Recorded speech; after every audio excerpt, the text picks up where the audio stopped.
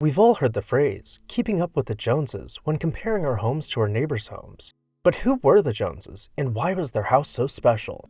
Hi everyone, Ken here. Today we are heading out to Rhinebeck, New York to explore the Joneses mansion. Make sure to hit that subscribe button so you never miss an exciting episode of This House. In 1913, cartoonist Arthur Momand introduced a comic strip titled Keeping Up with the Joneses, where the fictional McGinnis family struggled to keep up with their neighbors, the Joneses, who had the nicest house in the neighborhood. The McGinnises would copy what the Joneses did to not only keep up appearances, but also to show that they had good taste. While this is most likely where the saying comes from, the meaning of the phrase has much deeper roots. In the mid-1800s, before the prominence of the Astors and the Vanderbilts, New York's high society revolved around four primary families: the Livingstons, the Skimmerhorns, the Masons, and the Joneses. All four of these families were considered old money, bringing vast wealth to the New World from Europe. The Masons and the Joneses jointly owned the third largest bank, known as Chemical Bank. Being at the top of society, with more money than the other 99% of New Yorkers combined, these families defined social norms and traditions in the New World. When one of these families would sport a new style, members of New York's lower upper class would immediately rush to their tailors to have new outfits made, showing that they too could be fashionable and trend-setting.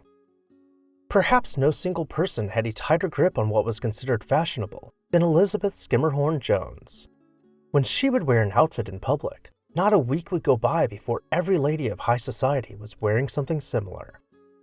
When she decorated her home and hosted a dinner, you could bet that within a month, all of her friends' homes were redecorated to imitate hers.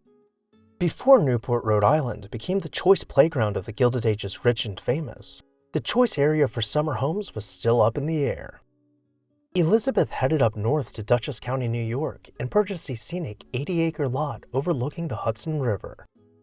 In 1853, construction began on her summer house. The all-brick mansion quickly became an icon of high society. She had hired master mason John Bird to decorate the facade with rectangular and custom-molded bricks. The resulting structure boasted elaborately detailed terracotta cornices composed of repeating arches.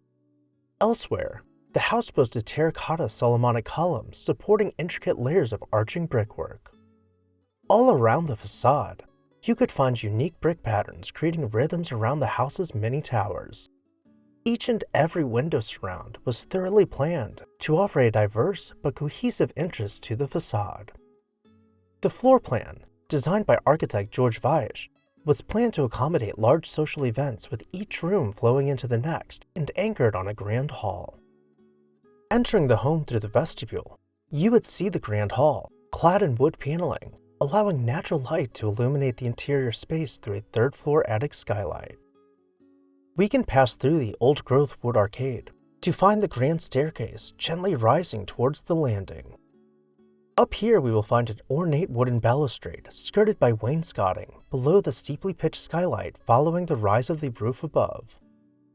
Every room was finished out so perfectly that when Elizabeth hosted her first event in the house, her friends rushed to buy up all the land around it and develop their own homes, each making the effort to outdo the last. When Elizabeth passed away in 1886, the mansion was sold into the Fink family. The Finks were prominent brewers, but were known to be as tasteless as they were ruthless. The family constantly fought each other for control of their own brewing empire, which led to their ultimate demise. From suing each other to sabotaging each other's departments in the company, the house passed through the family rapidly while in a constant state of neglect. This continued until 1934, when Rhinecliff was purchased at a foreclosure auction, but by this time, the mansion was too far gone. The land was split up and sold off until just 2.5 acres remained of the original 80-acre estate. It then sat abandoned, slowly deteriorating as vines crept in through broken windows.